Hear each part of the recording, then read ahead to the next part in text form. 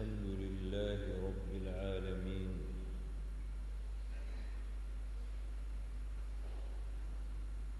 والصلاة والسلام على خير خلقه محمد صلى الله تعالى عليه وسلم،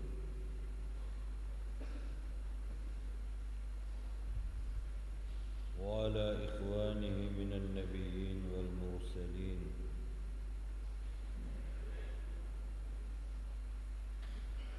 وعلى الملائكة المقربين، وعلى عبادك الصالحين من أهل السماوات وأهل الأراضين، رضوان الله تعالى عليهم أجمعين.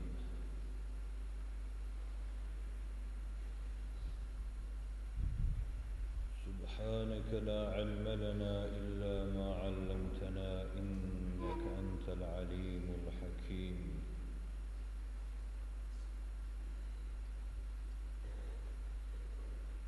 سبحانك لا فهم لنا إلا ما فهمتنا إنك أنت الجواد الكريم.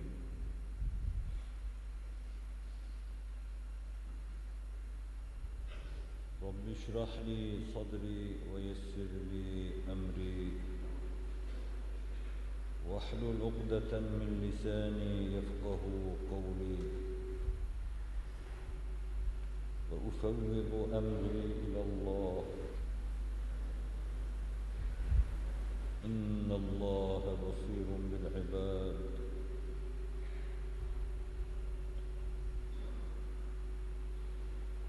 بسم الله الرحمن الرحيم.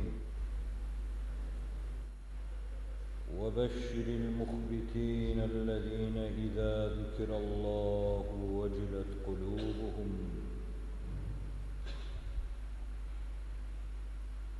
والصابرين على ما أصابهم والمقيم الصلاة ومما رزقناهم ينفقون. صدق الله العظيم. وبلغنا رسوله النبي الهاشمي الكريم.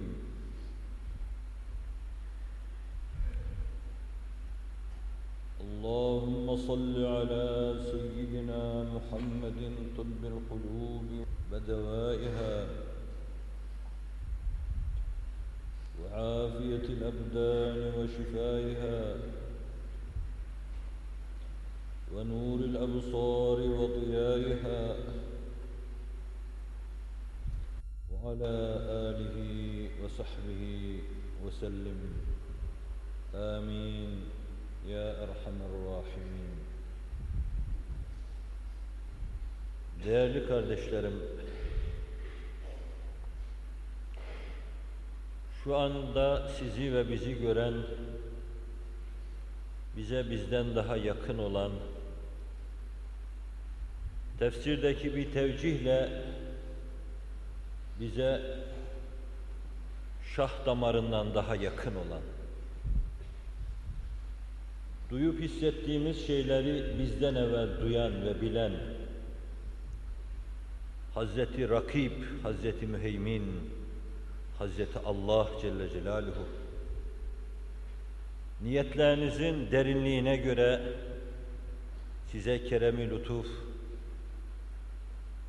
ihsan ve inayede bulunsun, ötede de hüsnü muamele ile serfiraz kılsın.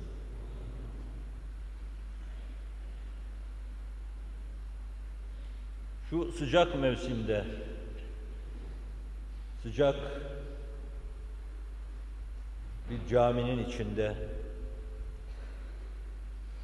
balık dişi gibi iç içe girmiş, balık kulağı gibi iç içe girmiş, hayır ümit ettiğiniz bir şey etrafında toplanmış bulunuyorsunuz.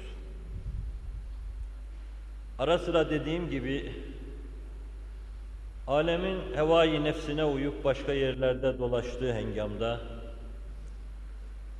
eğlence yerlerinde kendilerine zevk aradıkları hengamda, bir yanıyla biraz da sıkıntı ifade eden, biraz ızdırap ifade eden, sizin bu durumunuz ihtimal ki meleği âlâda çok değişik şekilde değerlendiriliyor. Kolay değildir.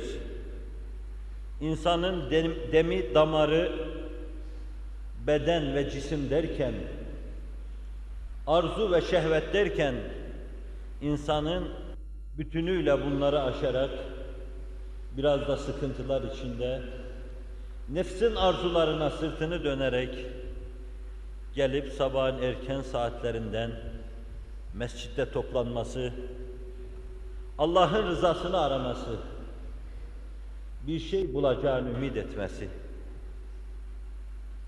Benim açımdan ümit ettiğiniz şeyi bulamayacağınızı düşünebilirim.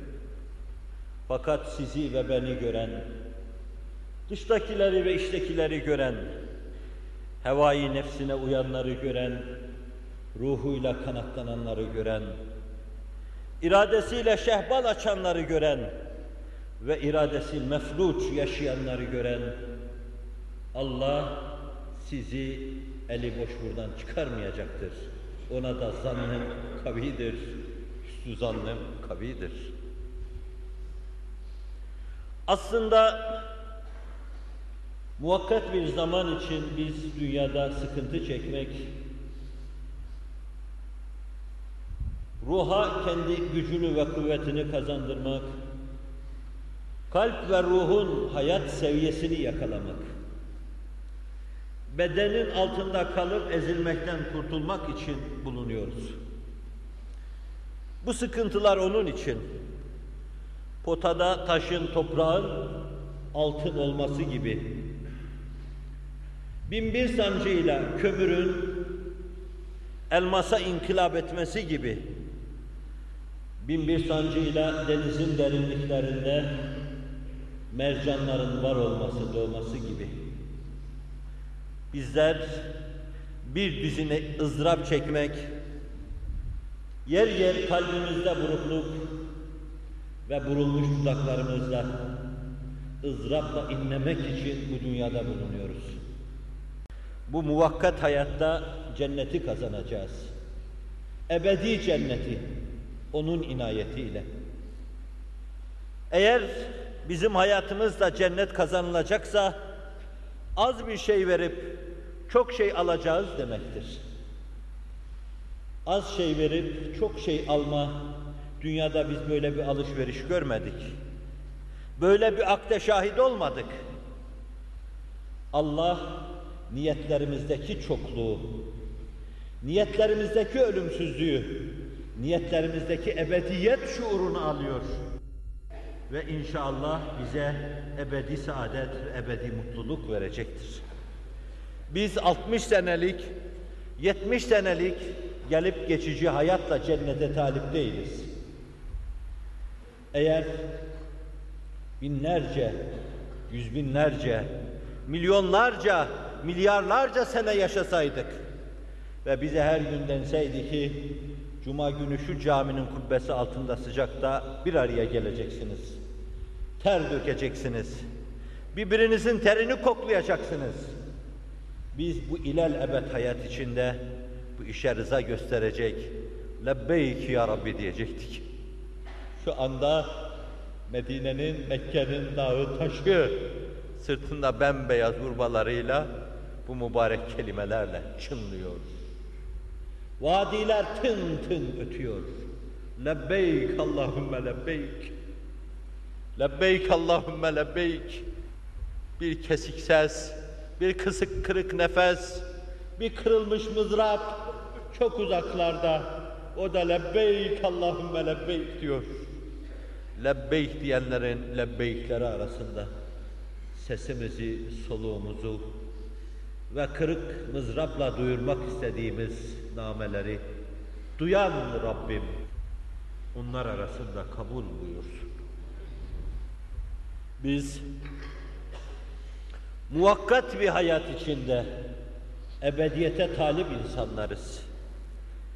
60 sene verecek, 60 trilyon sene mutlu bir hayatı satın alacağız. Kesretten kinayet edin. Ebediyet rakamlarla ifade edilmez. Siz matematiğin dar kalıpları içinde bazı şeyler hakka karşı eda edecek, bazı şeyler vereceksiniz.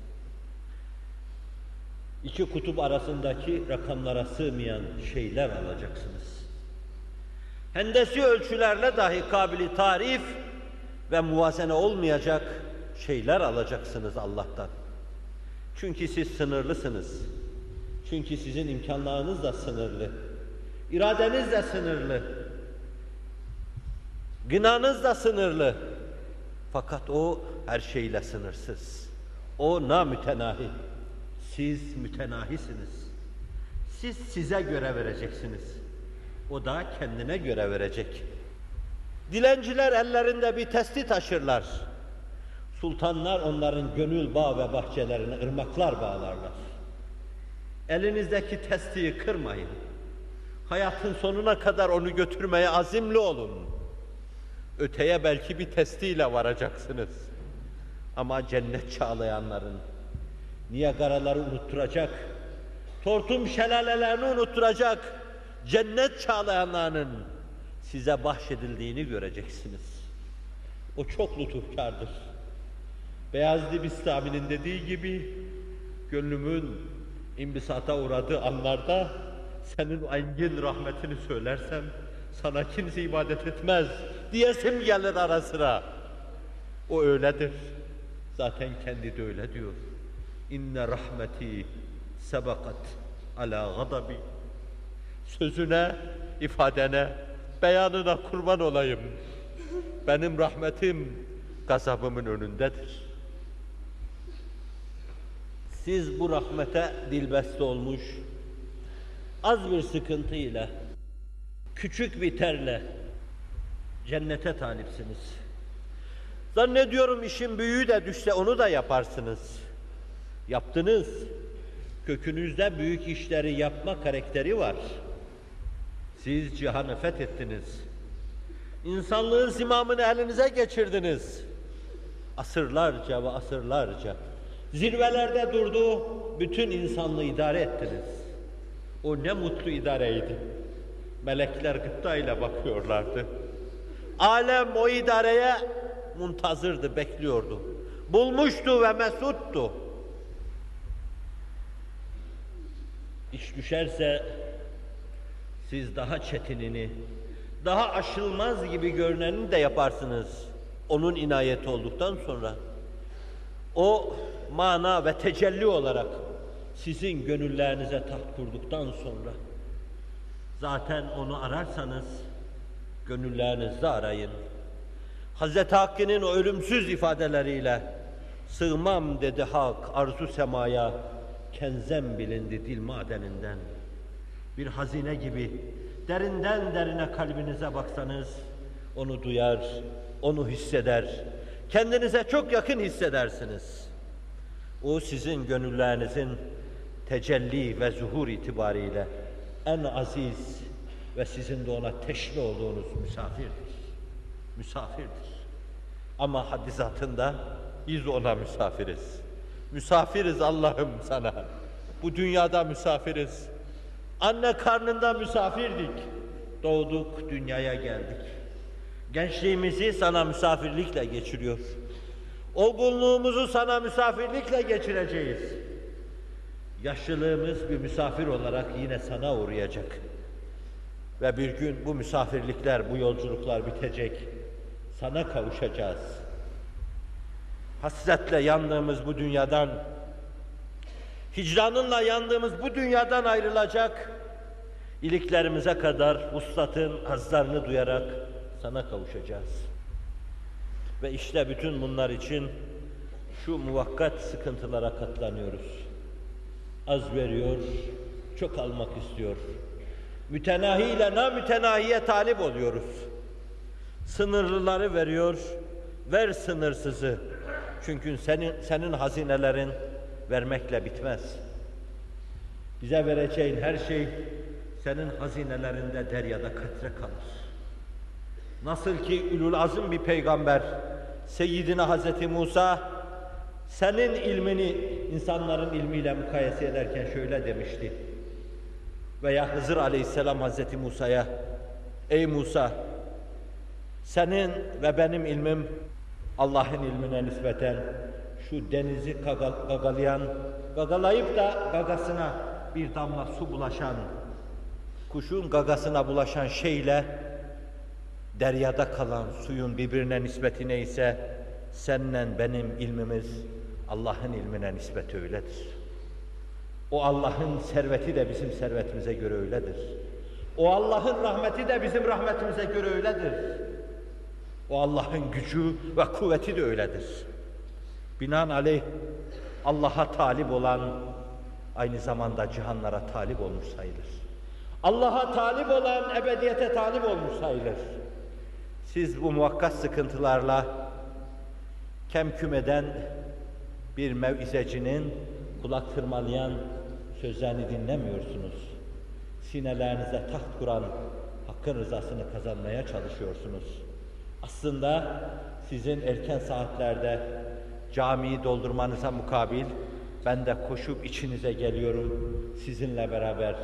İşte onun zirvelerde sayılan o hoşnutluğunu kazanmak için. Hepimiz onun o hoşnutluğunu kazanacak ve inşallah hepimiz mutlu ve bahtiyar olacağız. Sizin mutluluğunuz ve bahtiyarlığınız burcu burcu insanlığa da mutluluk ve bahtiyarlık dağıtacaktır. Siz bu muvakkat sıkıntılarla beşerin birkaç asırdan beri kanayan yarasını dindireceksiniz. Kangrenlere derman olacaksınız. Boşa değildir sıkıntılarınız. Sağa sola geziler tertip ederken, mescitlerde toplanıp Allah derken, boş değildir. Kanayan yaraya derman arıyorsunuz. Bunalımlar içinde iki büklüm olan insanlığın ızdıraplarına derman arıyorsunuz. Boş değildir. Büyük şeylere talip oldunuz. Bence büyük şeylere talip olun. Himmetiniz âli olsun. Küçük işlerin altında kalıp ezilmeyin. Dünya nece oluyor ki size ve sizin sayenize hedef olsun, gaye olsun. Siz melek olma düşüncesiyle dünyaya geldiniz. Cibriller gibi ellerinizi uzatacak, cehennem gibi alevler içinde yanan insanların imdadına koşacaksınız. ızdırap çekeceksiniz. Ama şimdi duyduğunuz gibi vicdanlarınızda derin bir haz duyacaksınız. Ve ona siz mukaddes ızdırap diyeceksiniz. Ulvi hüzün diyeceksiniz. Ve ben de gücümün yettiğince bugün mücadele insanına, ruh insanına, ideal insana hüznü ve ızdırabı arz etmeye çalışacağım.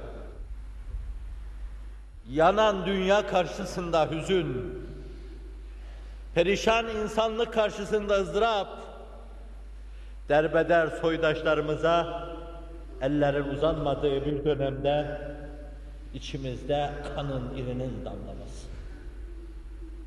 ızdırap. Bununla bir yere varılacak.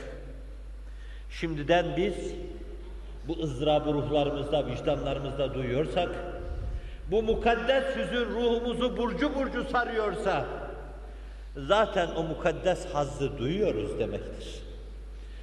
Cennet yamaçlarında geziyor gibi cennet esintilerine maruzuz, daha doğrusu mazharız demektir.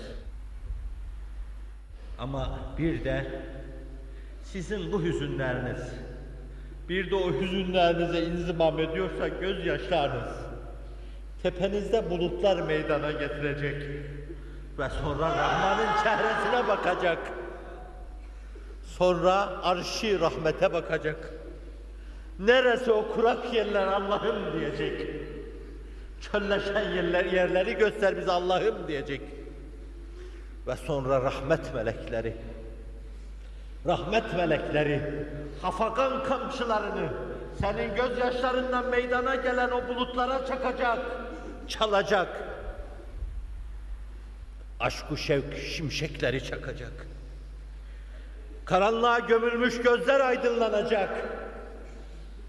Ve arkasından da birkaç asırdan beri dünyanın dört bir bucağında senin dindaşın, senin soydaşın her sabah yeni bir gün idrak ederken, kara bir gün idrak eden senin soydaşın ve senin dindaşın, Allah Resulü'nün mübarek parmak işaretiyle hiç yoktan, başlarında bir bulutun belirmesi gibi hiç yoktan bir bulutun başlarında belirdiğini görecekler.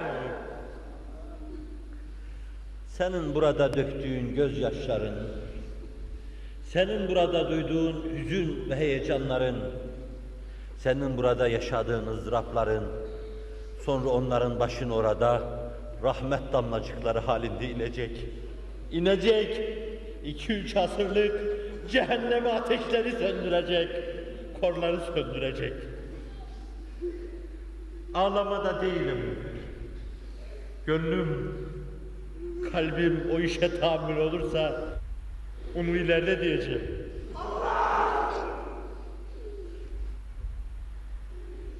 Çok arzu ettim. Bir çığlık olayım. Çığlık olup çatlayayım.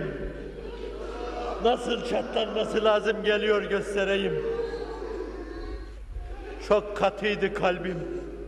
Delemedim. Öyle diyemedim. Çığlık olamadım. Size yardımcı olamadım. Elinizden tutamadım.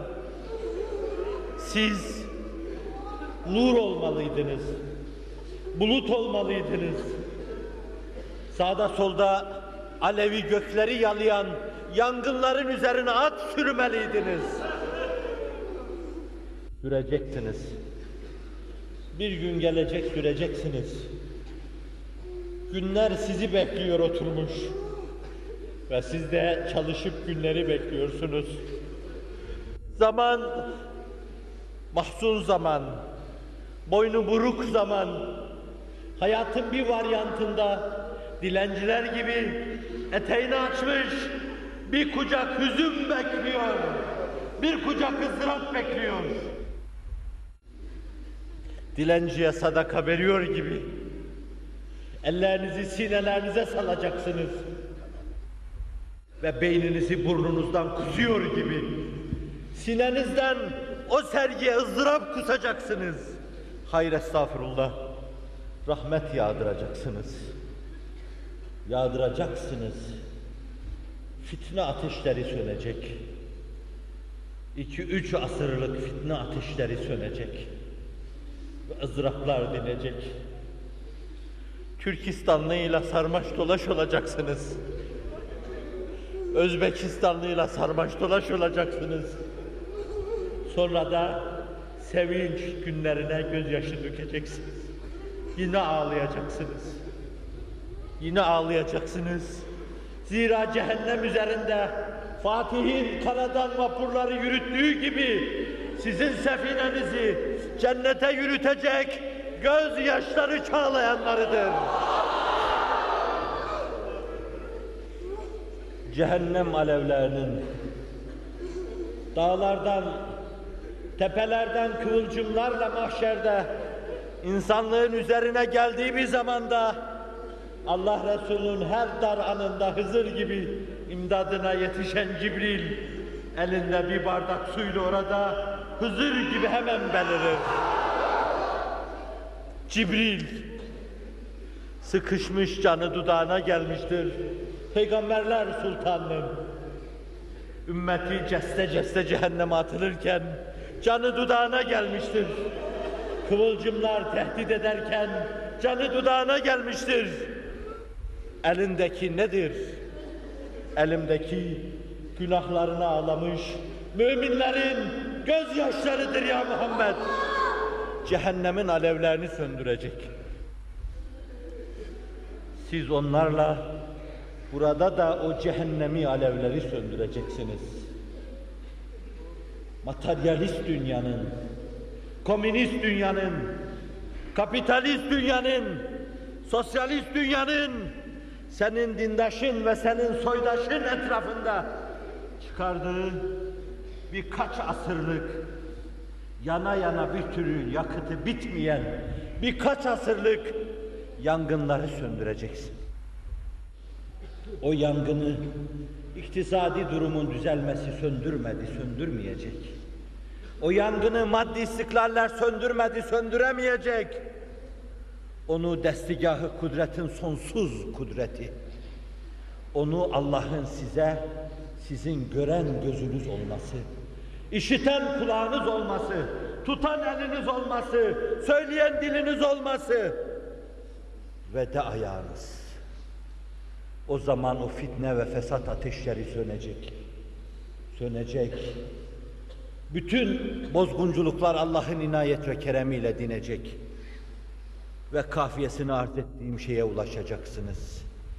O dindaşlarınızla, o soydaşlarınızla birkaç asırlık hasreti gidermek için sarmaş dolaş olacaksınız.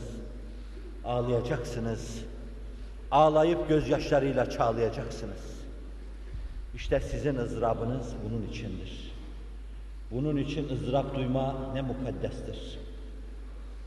Böyle ızdırabı zannediyorum, Peygamber kıstasları içinde sallallahu aleyhi ve sellem değerlendirmek icap ederse şayet, bir gecelik Ebu Ali Dakkak'ın ifadesiyle, bir gecelik böyle bir ızdırabınız, bir sene hiç durmadan namaz kılmanıza, dua etmenize denk gelecektir. Biraz yastığın bir kenarına başınızı koyup yatacaksınız. Sıcak canınızı sıkacak. ızdırap size canınıza tak dedirtecek. Çevirip biraz da o bir tarafına başınızı koyacaksınız. Kah sağınıza dönecek yatacaksınız. Kah solunuza dönüp yatacaksınız. Çarşaf ayaklarınızın altında eskiyecek. Bittim diyecek üzerinizdeki yorgan veya battaniye. Ama siz durmadan inleyip döneceksiniz.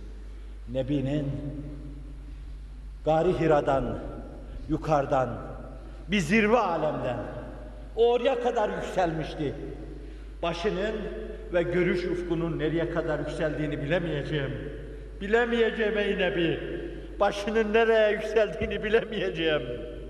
Bildiğim, bugün tırmanmak için zorluk çektiğimiz Nur Dağı'nda, Gari Hira'da bulunuyordun ve ızdırap içindeydin. İnsanlık acaba nasıl kurtarılır? İnsanlığın derdine derman olacak şey nedir acaba? Vahiy gelmeden evvel, semanın sesi duyulmadan evvel, akdes ve mukaddes feyizler, çağlayanlar gibi akıp gelmeden, Nebi ızdırapla o kapının kilidini zorluyor. Nebi'nin ızdırap hayatı var. Nebi 40 küsür yaşına kadar o cahiliye döneminde bütün açılmaz hale gelmiş kalplerin paslı kilitlerini zorlama yollarını araştırıyor. Acaba bu kapılar nasıl açılır? Gönüller nasıl o bilinmeze döner? O bulunmaza, o anlaşılmaza teveccüh eder? İnsanlar yitirdikleri yaratıcıyı nasıl bulurlar? Mihraplarına bir kere daha nasıl dönerler? Seccadem der başlarını secdeye bir kere daha nasıl korlar? Gözyaşlarıyla onun uğruna bir kere daha nasıl tanışırlar? Bir ızdırap, bir hüzün ve bir çığlıktır. O duygu ve düşüncelerini ızdırabın altında, hüznün altında kuluçkaya yatırmıştır. 20 gün değildir, belki senelerdir, belki aylardır. Civciv çıkmaz, çıkmaz ama Nebi çok sabırlıdır. Hep ızdırap, hep ızdırap, hep ızdırap. Ondan sonra da bu ızdırap bezmine dem tutan, ona destan kesen insanlar peşi peşine gelmiştir. Varın, onların sonuncusu, o bahtiyarlar sizler olun. Aranızda bulunmadan ümidim kavidir. Beni de bir tekmeyle aranıza iterse kendimi bahtiyar sayarım. Son muzdaripler siz olun. Elinizdeki ızdırap mızrabını Kalbinizi öyle bir çalın ki ondan bir feryat yükselsin. Küfrün ödü kopsun. Küfür dünyasının içine velvele salınsın. Ve onun yerine dizaynı semada yapılmış, içinde Muhammedi el işlemiş, peyzajında melekler çalışmış, bir başka ahenk, bir başka nizam, bir başka ritim, bir başka güzellik, bir başka musiki, bir başka sihir dünyanızı sarsın, dünyanıza ruh olsun. Kıtlığınızı gidersin, kağıtlığınıza son versin, kuraklığı gidersin, etraf çemenzar haline gelsin. ızdırap kadar büyük ibadet bilmiyorum. Kalbin hüznü kadar daha büyük bir ibadet bilmiyorum. Rivayetlerde var, zayıf fakat ibret alınabilecek bir menkıbe. Bir defasında bir mevizede bu türlü şeylerin aslı olup olmadığına bakmamalı. Faslın getirdiği nameye bakmalı. Faslın musikisini dinlemeli. Hz. Muaviye bir sabah namazına bilmediği bir sesle uyanır. Muaviye kalk namaza derler. Kalkar evi araştırır, kimseyi bulamaz. Gelir yine yerinde oturur veya yatağına uzanır. Aynı sesi bir daha duyar. Kalkar yine evi araştırır. Kimse yoktur, yine gelir yerine oturur. Üçüncü defa daha derin arar ve bir yerde kapının arkasında mı, yüklüğün arkasında mı? Sahabi bazen gördüğü bir kısım sahih hadislerde de rivayet edilir. Ervah-ı habise, cinler veya şeytan. Şeytanın büzülmüş kapının arkasında durduğunu görür. Bir sahabidir. İnsibağın kahramanları. Hz. Muhammed rahlesinin o rahlete yetişen büyük insanlar dizisinden bir kahramandır.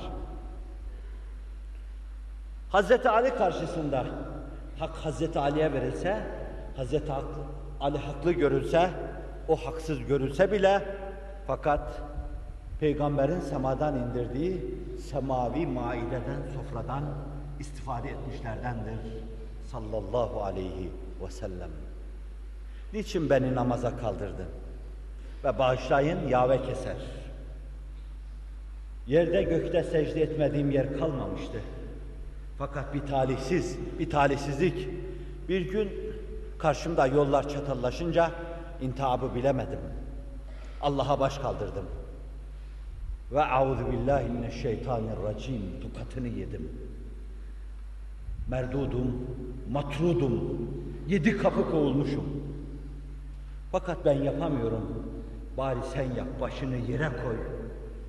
Secdeden alabileceğin o derin haz ve derin zevki duya duya ve doya doya yudumla diyor. Sen onları boş ver diyor. Ben biliyorum ki marifete, muhabbete kapalı, senin o kalbinin sözleri değil bunlar. Senin o kas katı kalbin bunları söyleyemez. Şeytan bu sözleri söyleyemez. Sen bana asıl niyetini anlat. Daha bir sürü yave. Daha bir sürü bağışlayın düzenbazlık. Ve bir sahabinin pençesine düştüğü için nihayet der ki seni şunun için namaza kaldırdım. Senin gibi bir gün bir sahabi hiç kaçırmadığı o sabah namazını kaçırmıştı. İnsan uykuda istemeyerek sabah namazını kaçırırsa mazereti geçerli olabilir. Fakat bu öyle bir insandı ki gözlerini güneşin şualarıyla açar açmaz öyle bir çığlık kopardı. Bu ne felakettir Allah'ım dedi. Nasıl olur Allah'ım? Ben başımı huzurunda yere koyacağım anı kaçırdım. Ben secdede bütün benliğimle boşalacağım anı kaçırdım. Öyle bir inledi ki o iniltiyi Allah kabule karin kıldı. Dergahında kabul buyurdu. Sadece onu değil, o iniltiyle binlerce insanı bağışladı. Korktum diyor. Sen de kalkar böyle bir şey dersin de bir insan yerine bir sürü insan bağışlanır. İnsanın bağışlanmasını istemem ben. Ha işte sözün doğrusu bu diyor. Şeytansın ama doğru söyledin. Bir damla kalpte hüzün. Bir damla kalpte hüzün şeytanı rahatsız eder. Bir damla kalpte hüzün meleği memnun eder. Bir damla kalpte hüzün ve ızdırap arş-ı azamı itizaza getirir. Bir damla kalpte hüzün ve ızdırap buludun gözünü yaşlarla doldurur ve cihanı ırmaklara gark eder. Onun için dedim, ondan daha mukaddes ibadet tanımıyorum. Namaz kılmayın demek değildir. Namazı da ızdırapla iki büklüm olarak kılın. Kılın da namazınıza derinlik kazandırın. Hüzünle kılın, ona derinlik kazandırın. Bizim için hüzün içinde ve ızdırap içinde bulunabilecek o kadar çok şey var ki, ben aklıma gelenleri bile saysam sadece, siz pes yeter diyeceksiniz. İbadetü taatı, kâmeti kıymetine uygun yapamayışımız yetmez mi ızdırap için? Bir sabah namazını kaçıran insan ızdırapla inliyor ve iki büklüm oluyordu. Hayatınızda yok mu böyle bir kere inleyip iki büklüm olabileceğiniz, kaçırdığınız secde? Yeter inlemeniz için. İki büklüm olmanız için yeter. Bir hak dostu diyor ki, müminin gözü bir kere harama kaysa, hayatının sonuna kadar gözlerini sıkar sıkar, yaş döker. Bir kereciye. Kaç defa kaydığını düşünün. Ve affolmayacağını düşünmeyin sakın. Allah affeder. Ama kaç defa kaydığını düşünün. Ve gözünüzden yaş dökün. Hüzünle inleyin. ızdırapla iki büklüm olun. İbadet-ü taatın eksik eda edilmesi, oturup başında ağlanabilecek bir cenazedir. O cenazenin yeniden ele alınması, kaldırılması lazımdır. Sizin arkadaşlarınızdan o seviyede huzurla namazı yakalayamadığı, eksik gördüğü, kusurlu gördüğü için hayatında belki bir iki defa kıldığı namazları bir tevi baştan sona kadar yeniden kılmayı düşünmüştür. Yeniden başlayın ve ızdırap duyarak bir kere daha Allah'ım, senin için yapılan şeyler zayi değildir. Biz 50 defa daha kılsak sana karşı kulluk adına azdır ve bizim için de çok değildir. Ne kadar kulluk yapsak sana az, ne kadar kulluk yapsak bizim için çok değildir. Hayatımızın sonuna kadar başımızı secdeye koysak ve hiç kaldırmasak, sen ne lütufkarsın ki borcumuz olan bu kadar şeyden bizleri muaf tutuyorsun. Bütününü bir saate hızlıca sıkıştırsak, bir saatte eda edilecek. Bize verdiğin 24 saatin günde sadece bir saatini istiyorsun. Streslerden kurtulmamız için, ruh sıkıntılarından kurtulmamız için, hayatı dizayna tabi tutmamız için, hayatı uhrevi aleme göre tanzim etmemiz için, yine bizim için, verdiğin nimetleri tamamlamak için. Bunlar olmazsa o nimetler eksik kalacak. Ve sen bizden sadece 24 saatin birini istiyorsun. Eğer bunu da yapmamış isek şayet, bu nasıl talihsizliktir? Bu nasıl nankörlüktür? Oturup başında ağlamak için yetecek bir mevzudur. Bir trafik vakası karşısında duyulan heyecan, ızdırap ve hüzün kadar içimize hüzün salacak bir mevzudur. Allah Resulü sallallahu aleyhi ve sellem başına bir kere böyle bir vaka gelince yemeden içmeden iştahı kesilmişti. Ordusuna emir vermişti. Aram ettiğimiz bu yerden sökün çadırlarınızı ve şeddi rihal edin. Başka tarafa gidelim. Zira belli ki şeytan burada taht kurmuş. Çünkü biz kendimizi gaflet içine salmış gördük. Bir keresine Allah Resulü'nün tahammülü yoktu. Bilmeyerek masiyetlere kayıp girmemiz, oturup başında ağlayabileceğimiz önemli bir mevzudur. Ne kadar dikkat edersek edelim, çamur içinde yürüyen insanlarız. Belvayağım derlerdi eskiler buna. Eteklere, paçalara çamurun sıçraması demektir. Paçalarımıza sıçrayan pek çok çamur vardır. Göz yoluyla, kulak yoluyla, dil yoluyla, gırtlak yoluyla, kalp yoluyla, his yoluyla, duygu yoluyla, şeytanın öyle öldürücü zehirli oklarına maruzuz ki, bunlardan bir tanesiyle aldığımız yaradan ötürü, hayatımızın sonuna kadar kan kutsak ve ağlasak değer. Ya bunların birkaçıyla yaralanıyorsak, üzülmeli değil miyiz? ızdırap duymalı değil miyiz? Hayır yaptık, hora geçti mi geçmedi mi? Şu manada arz etmek istiyorum. İbadet yaptık, kabulünde şüphe etmemeli. Biz küçüğüz, Allah büyük, rahmeti de engindir. Küçükler küçük hediyeler takdim ederler. Büyük onları büyük kabul eder. Küçüğe küçüklük, büyüğe de büyüklük yaraşır der. Tas tamam mukabelede bulunur. Ben onu kastetmiyorum. Namazınızı nasıl kılarsanız kılınız. 5 vakit camiye hangi hisse gelirseniz geliniz. Başınızı yere vurup kaldırmanız boşa gitmeyecektir. Rükûlarınız boşa gitmeyecektir inşallah. Kıyamlarınız, kavmeleriniz, secdeleriniz ve celseleriniz boşa gitmeyecektir. Ama ben şunu kastediyorum. Hora geçti mi acaba Rabbim hoşnut oldu mu? Acaba rızasını kazanabildik mi? Rızaya talip olan insanlar canlarını ve cananlarını yapacakları şeyi takdim ederken beraber takdim etmişler. Acaba biz o hoşnutluğa bu seviyede talip olabildik mi? Değilse şayet oturup başında ağlanabilecek bir cenaze takdim ettik demektir. Ve alem-i İslam'ın hali hazırdaki durumu, hayır yapıp hayırda başarılı olamama durumu, hayırla dolup taştığı halde, hayır hissiyle dolup taştığı halde yapmaya muvaffak olamadığından dolayı bu defada dolup boşalma, işte bununla hüznün içine girme çıkma ve ızdırapla iki büklüm olma işi. Başında oturup ağlayabileceğimiz o kadar çok mevzu var ki son zamanlarda şu 5-6 aydır belki ben birkaç defa kendime size olsa derim de bahar buludu. Kendime öyle diyemeyeceğim. Dense belki benimkine bir dolu buludu denir. Bir loranj buludu denir. Birkaç defa kendi kendime doldum, boşaldım ve onların ızdırabıyla iki büklüm oldum. Oturup başında ağlayabileceğimiz öyle bir cenazedir ki bu, sadece bu cenazenin kalkması için bütün ömür boyu ağlasak değer. Balkanlardan Avrupa işlerine kadar, ondan Rusya'nın içine kadar, ondan bir yamalı bohça haline gelmiş.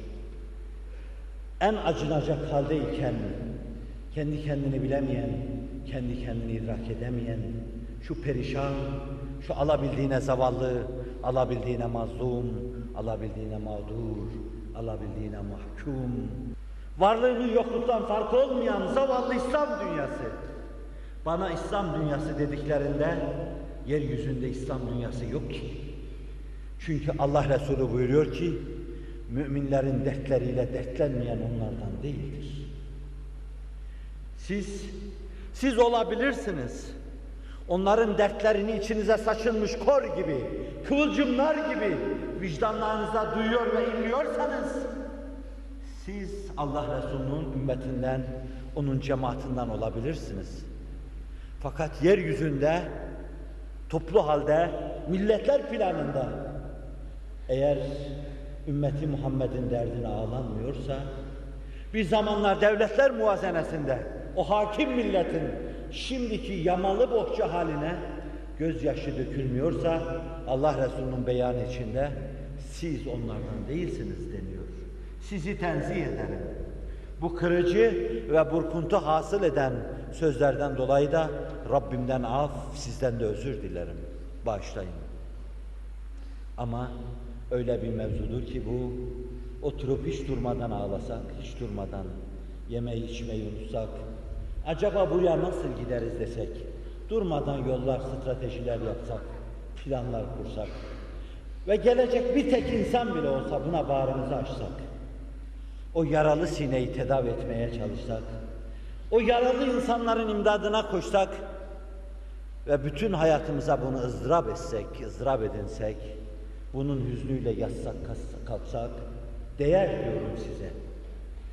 Bu kadar üzerinde durup üzülecek, hüzün duyulacak, tasaya girilecek ve ızdırabı yaşanacak dert varken bir gün Akif merhumun isyanlar içinde ifade ettiği şeyi müsaadenizle söyleyeceğim.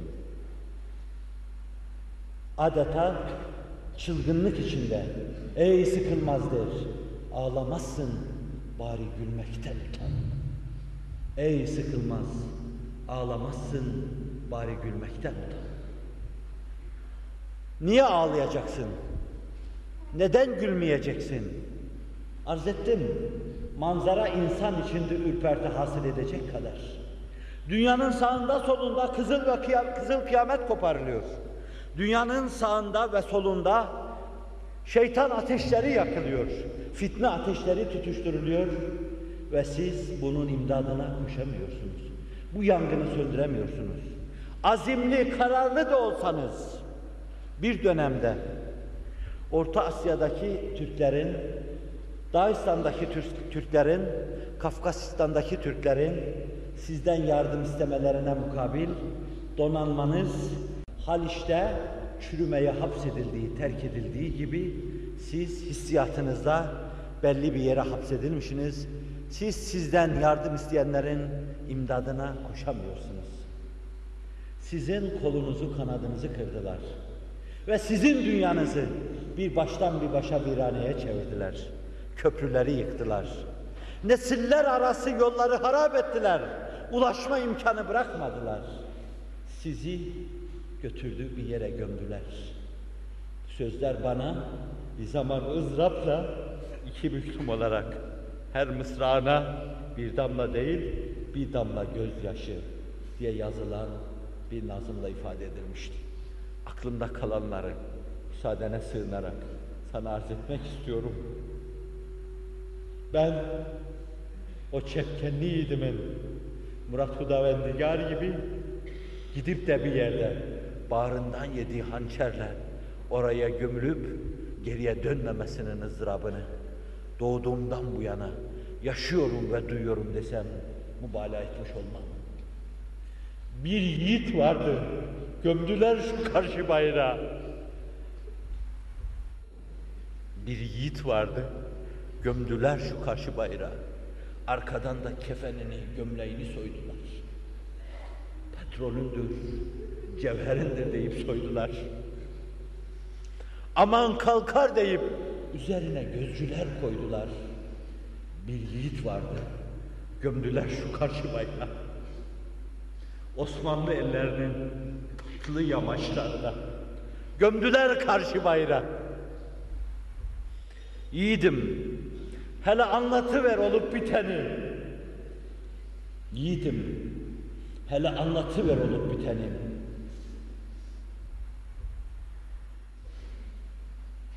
Sen mahzun, istersem müsaade eder misiniz?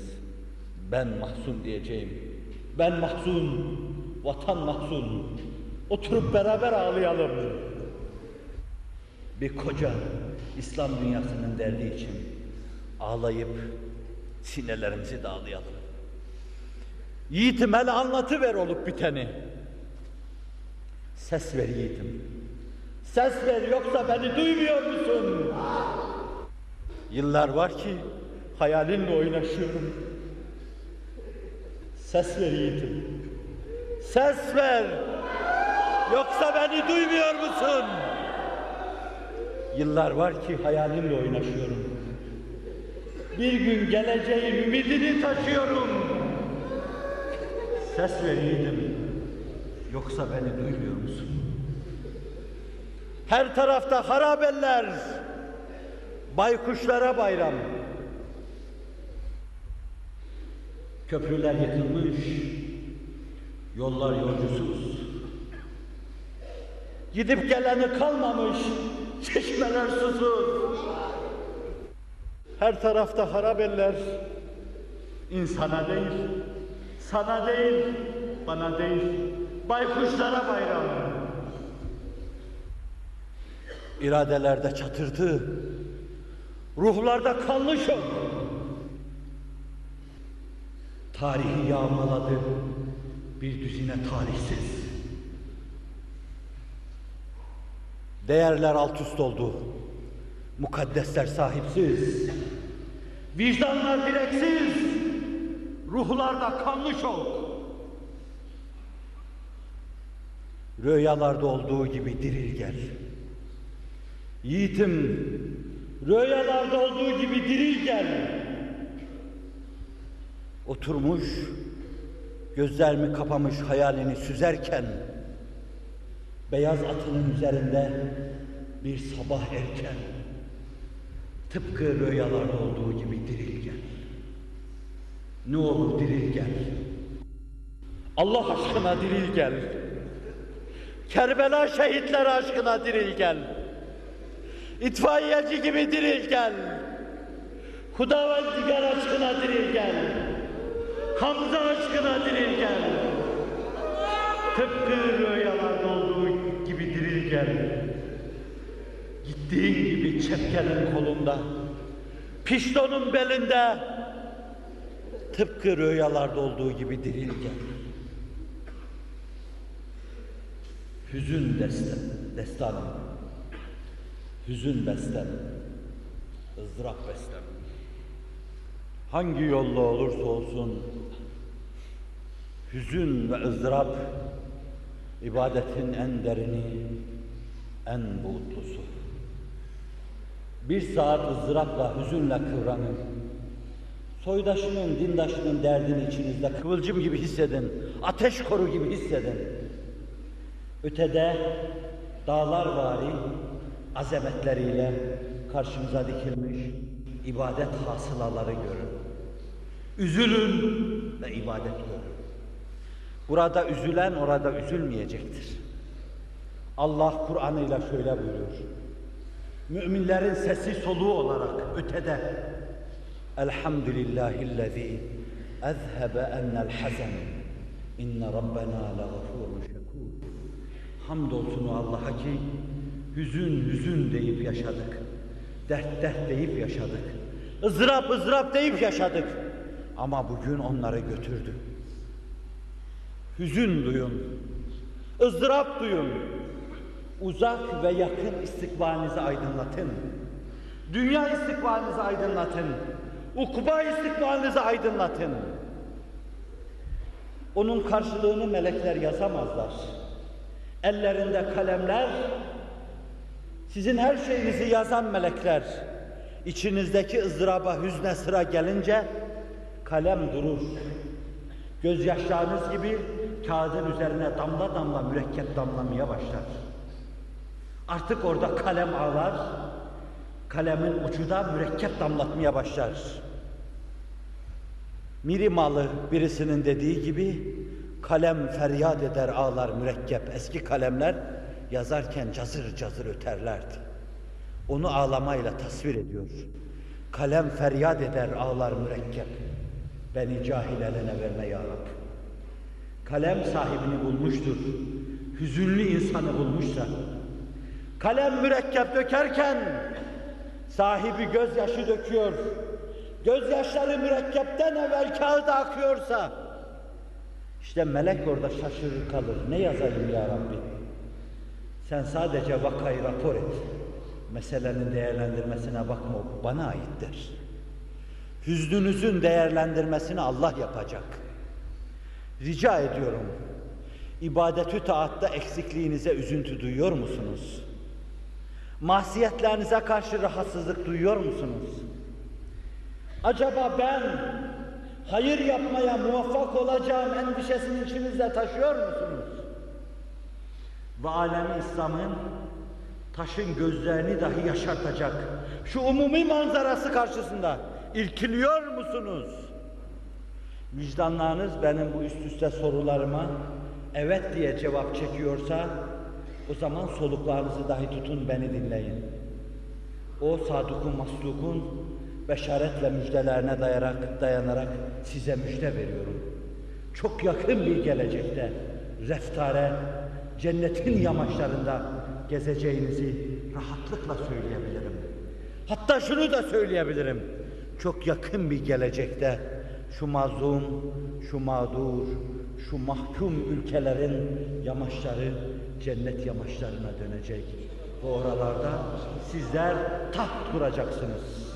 Taht kuracak ve anaların, oğullarına kavuşan anaların sevinç gözyaşları döktüğü gibi onlar size kavuşmuş, siz onlara kavuşmuş, sevinç gözyaşları dökeceksiniz.